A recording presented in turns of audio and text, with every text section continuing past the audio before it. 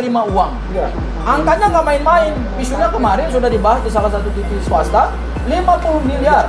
Dan saya tegaskan hari ini, tadi juga ditegaskan oleh Bang Aka, Mas Roy, tidak ada 1 rupiah pun yang masuk ke kantong kami. Tidak ada donatur, tidak ada bohir. Dan ini ternyata berkelindan dengan apa yang sekarang sedang diupayakan oleh Rismon Sianipar untuk mendapatkan SP3. SP3-nya Rismon ini rupanya tidak mudah, seperti ES dan DHL.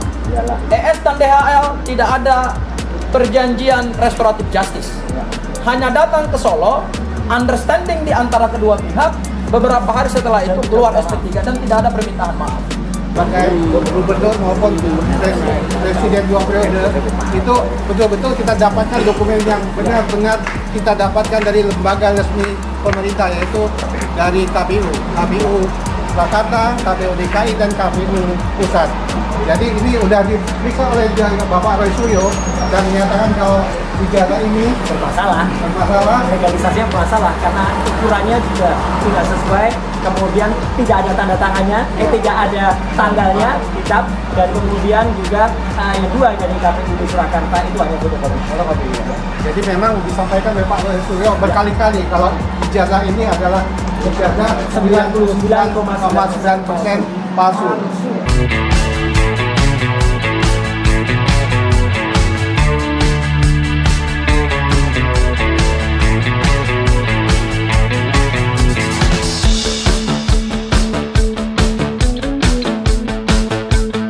Terima kasih Mas Roy, Bang Aka. Saya barangkali ingin menambahkan aja satu poin, bahwa terkait dengan upaya hukum yang dilakukan oleh Pak Yusuf Kalla, sebenarnya ini menunjukkan bahwa ijazah ini memang benar-benar bermasalah, membuat gaduh satu negara karena tidak ada sikap negarawan dari Pak Jokowi untuk melakukan mitigasi risiko.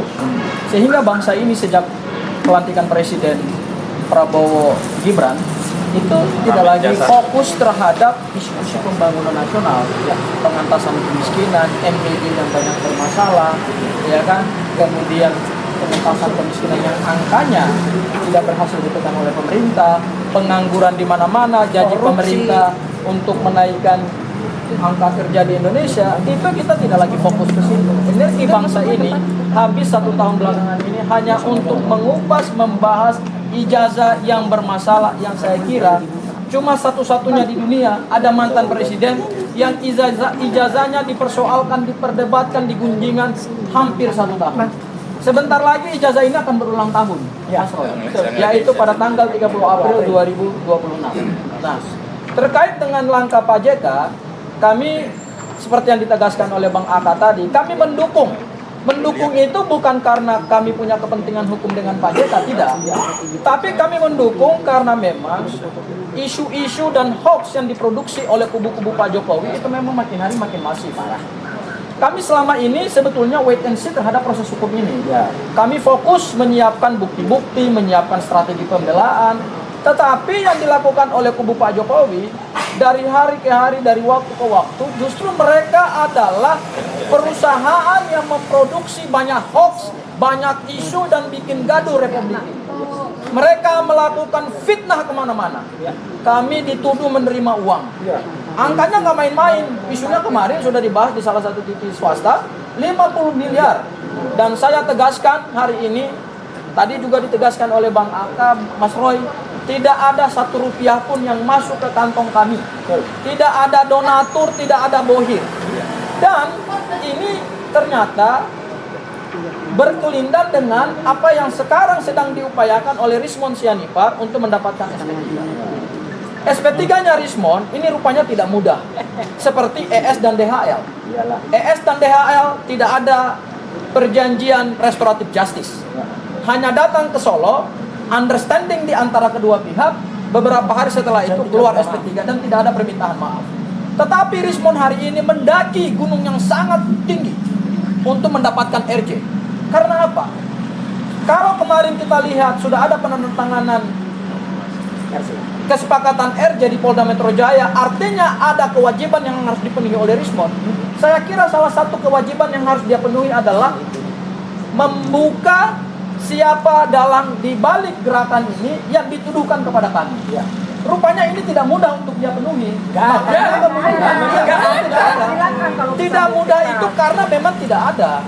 Sehingga sampai hari ini Rismon tidak mampu untuk mengungkap siapa yang ada di belakang gerakan ini, karena memang sejak kami memberikan pendampingan hukum, bahkan jauh sebelumnya dia telah melakukan penelitian 11.000 triliun % ijazah Pak Jokowi palsu. Memang karena nggak ada orang besar, tidak ada bohir, tidak ada tokoh besar, tidak ada orang yang punya pengaruh besar dalam gerakan ini. Sehingga Rismon sampai hari ini belum mendapatkan SP3 karena apa? Syarat-syarat yang diinginkan Pak JK itu belum dan tidak akan mampu. Pak Jokowi itu belum dan tidak akan mampu dipenuhi oleh Rismon. Salah satunya adalah terkait dengan ada perdana. Makanya yang dilakukan oleh kubu sebelah melalui youtuber yang suka memproduksi hoax itu adalah membuat AI. Karena apa? Karena seolah-olah Rismon lah yang kemudian telah memenuhi persyaratan RJ. Sehingga salah satunya ini dari si Toyib Hanani tadi ya. Bohir. Nah, hal yang kedua, Mas Roy, ini penutup dari saya adalah Rismon, kau fokus saja kepada upaya untuk mendapatkan SP3 segera. Tidak usah lagi menyerang siapapun. Apalagi kemarin ada nama-nama tokoh besar yang disebut oleh Rismon. Akhirnya apa yang terjadi? Bukannya kamu akan tidur nyenyak setelah mengajukan restoratif justice, tetapi kamu justru hari-hari ke depan tidurmu tidak akan nyenyak. Karena apa? Kamu akan menghadapi perkara-perkara hukum berikutnya. Laporan Pak JK sudah naik ke Mabes Polri.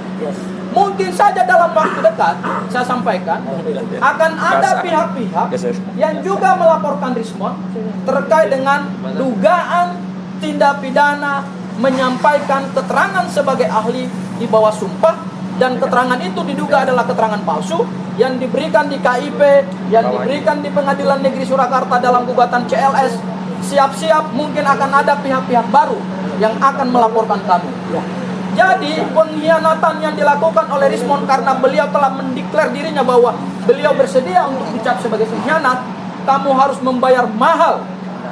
Ya, kamu harus membayar mahal. Langkah hukum kamu yang hari ini belum mengantongi SP3 sudah dilaporkan Pak JK, dan ke depan mungkin kamu juga akan dilaporkan dengan dugaan tindak pidana memberikan keterangan palsu di bawah sumpah di Pengadilan Negeri Solo dengan pasal 373 KUHP, ancaman pidananya 7 tahun.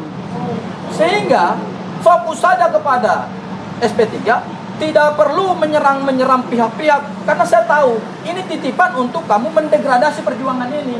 Itu bukan karena keinginan kamu yang murni, tetapi itu karena ada titipan dari kubu sebelah, mungkin sebagai syarat untuk mendapatkan SP3. Sehingga kamu tetap mendayung di antara dua karang yang tajam. Mungkin itu pesan saya terakhir kepada Bang Rismon. Wabillahi taufiq wal hidayah. Wassalamualaikum warahmatullahi wabarakatuh. Bang Samsir dulu. Ada. Geser ke tengah, Bang. Geser aja. Geser. Lokir. Bang Gofur ke sono, gantian aja. Terima kasih. Assalamualaikum warahmatullahi wabarakatuh. Waalaikumsalam. Rekan semua, proses hukum yang terjadi, Pak, yang dalam proses hukum ini tentang ijazah palsu ini, tentang ijazah Jokowi ini tidak saja berlangsung di sini. Di sini di beberapa tempat seperti di Surakarta itu juga berlangsung sidang TRS ya. Itu juga dibahas. Termasuk juga di KIP, Komisi Informasi Publik itu juga dibahas di sidang, dan baru saja kita mendapatkan hasil. Jadi saya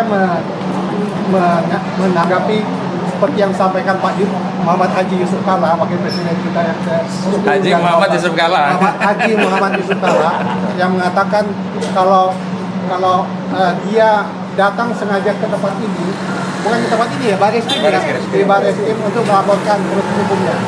Dan dia mengatakan kalau masalah ijazah saudara Joko Widodo ini sudah berlaku cukup lama, sehingga sudah membuat gaduh dan membuat perpecahan anak bangsa di sini. Jadi seperti yang ada di sini juga proses hukum yang di sini yaitu telah melewati proses hukum pemeriksaan dan lepasan berkas ke kejaksaan, dan itu kembali lagi.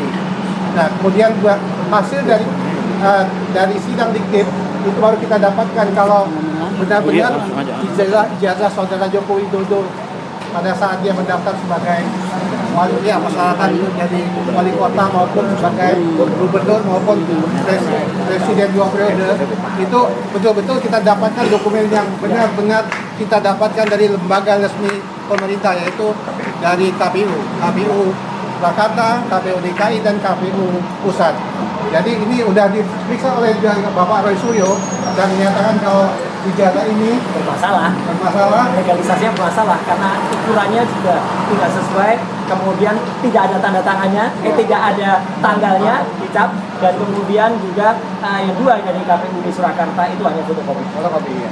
Jadi memang disampaikan oleh Pak Roy Suryo berkali-kali kalau ijazah ini adalah ijazah 99,9% palsu. Jadi seperti juga berkas yang dikembalikan dari kejaksaan untuk melengkapi bukti-bukti yang diajukan dari penyidik di sini, termasuk juga tentunya kita juga setelah 2 kali menyampaikan surat ke Polda Metro Jaya ini untuk melakukan pemeriksaan digital forensik yang independen. Tapi tentunya dari sini pun mestinya Polda Metro Jaya kalaupun akan melanjutkan proses ini untuk melimpahkan kembali ke kejaksaan agar itu dilakukan. Karena memang kita sudah dapatkan seperti ini. Dan itu juga tadi disampaikan kalau pada saat tanggal 15 Desember 2025 itu melihat dengan mata kepala sendiri kalau ijazah Jokowi yang memang disita di Polda Metro Jaya ini adalah ijazah seperti ini.